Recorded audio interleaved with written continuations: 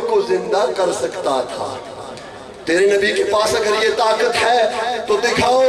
مسلمان بیچارہ پریشان ہو گیا۔ حضور غوث پاک قریب سے گزرے، مناظرہ سنا، کھڑے ہو گئے۔